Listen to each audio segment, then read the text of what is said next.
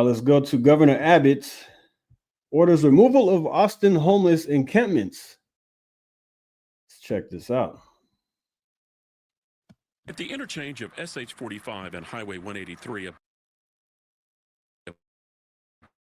big encampment was cleared out Tuesday morning. One of the last to leave was a woman who said her name is MJ. She struggled moving several shopping carts that were filled with what was left of her roadside home. They don't tell you anything. They just yell at you and threaten to arrest you. That's all. Video released Tuesday by the governor's office shows several homeless camps all across Austin being cleared out. The governor called in DPS troopers, the state guard, and TxDOT workers for the operation, which began on the 15th.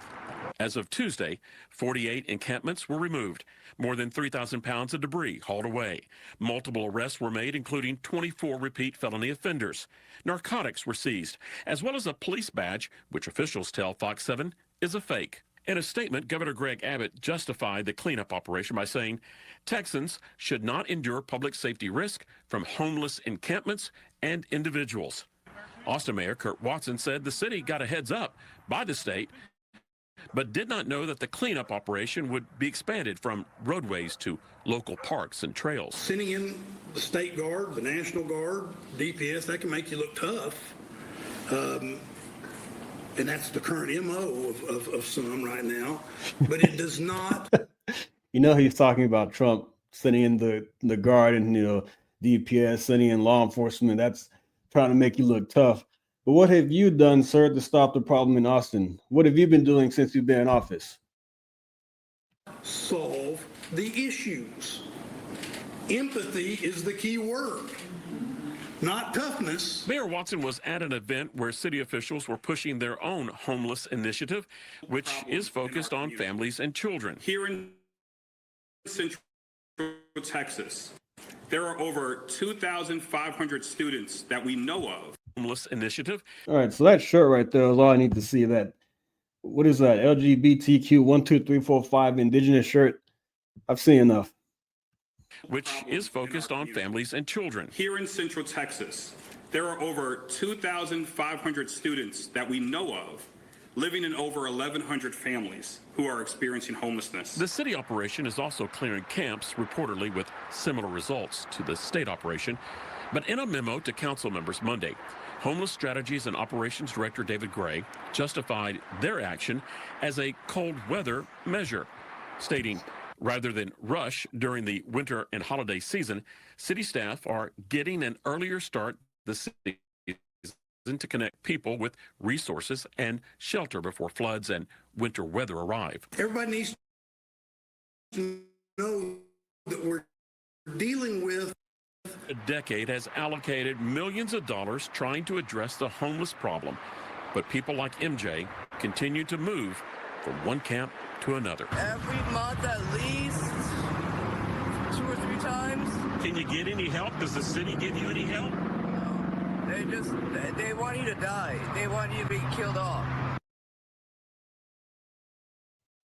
It's pretty sad to hear her say that. The city allocates millions of dollars. Before we get to Governor Abbott and his statement on this, Austin does spend a lot of money on homelessness. Pull this up for you. This was back in 2024. Overall, the council could allocate $30.3 million of its $5.9 billion budget to the newly created Homeless Strategy Office. Most of all, that will go towards contracts for emergency shelters and longer-term housing solutions. $27 million is a social service contracts over the service areas or programs to focus on listed there. I mean, you're spending all this money on homelessness, and you still have people on the streets. You have felons on the streets, drugs, fake police badges, all over the place. And so, what is all that money? Let me read the comments here. Sorry. Deep of all that money is truly going to homelessness. Why do they have all these programs of homelessness? Yeah, exactly.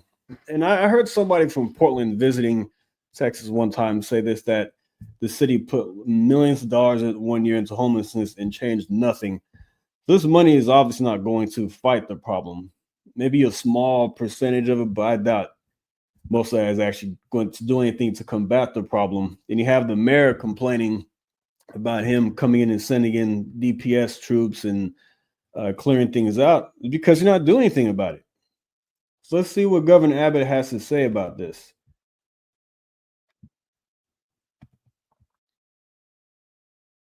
We're learning new details about what state crews are doing to clear homeless camps in Austin. Last week, crews with Texas DPS, the Texas State Guard, and the Texas Department of Criminal Justice began working to clean camps and arrest repeat felony offenders. Our Daniel Perot spoke with the governor about the state's operations and joins us now in the studio. And Daniel, what did the governor have to say about this? Real quick, I want to thank everybody who has joined YouTube, X, Rumble, whatever you're listening on. And if you're on YouTube, super chats are available, just to let you know. But thank you all for watching. Caught up with the governor here in Austin this afternoon after he voted in next month's election. He says that this operation is about making Austin safe and keeping it clean. I asked him about the concerns that Austin city leaders have raised, expressing frustration at what they said was a lack of coordination from the state. This is a state law, and I plan to extend this across the entire state. After the state cleared homeless camps in Austin, Governor Greg Abbott signaling other Texas cities could be next, calling on them to address what he called, quote, the threat citizens face every day from the homeless population. There are some communities that are stepping up and addressing the problem proactively. That's what we want to see. Governor Abbott ordered Texas DPS and other state agencies to clear homeless camps in Austin. DPS says it arrested 31 people. What we did stop was tolerating the danger that's being posed to citizens who live in the Austin area or who travel here from other areas. We want to make sure we're making the community as safe as possible. Austin city leaders say they were blindsided by the operation. This needs to be done the right way.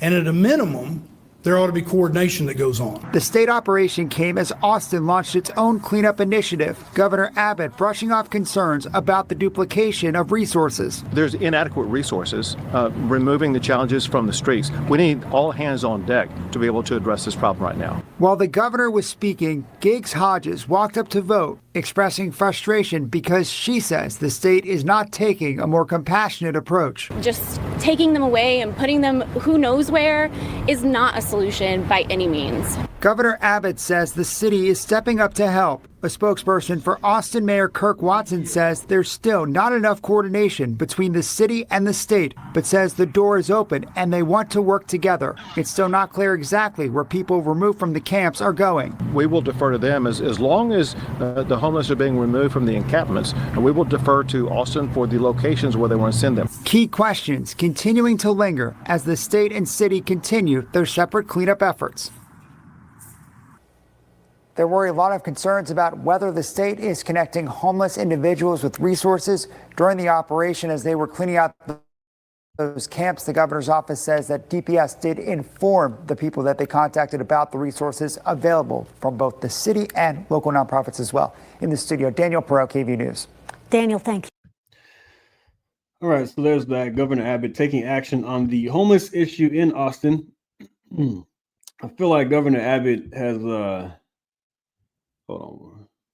What was that lady? Bring them into her home. How about yeah.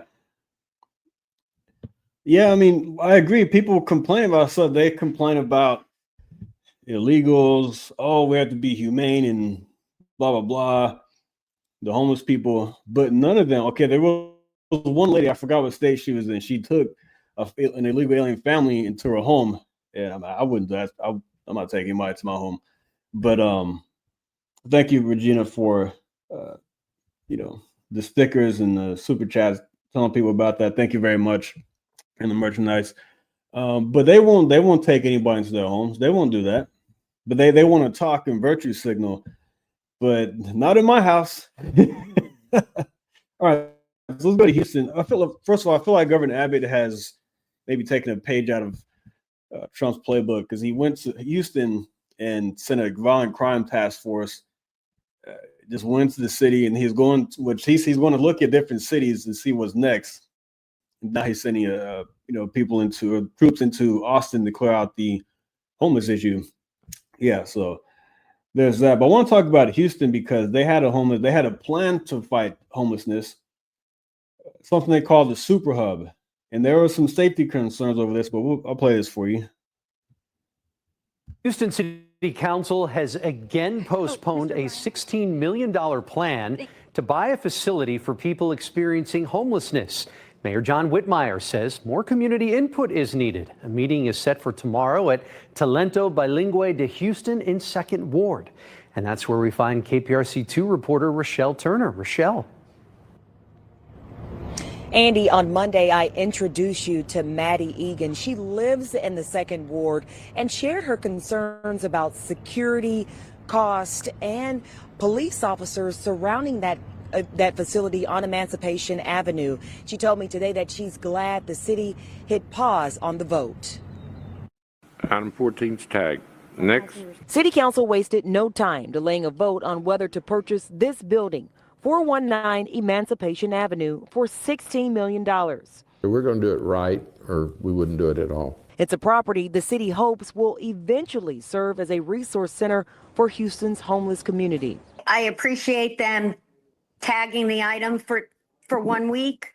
However, I think before the vote takes place, we need written documentation of their plan for security. Egan lives about a half a mile from the site.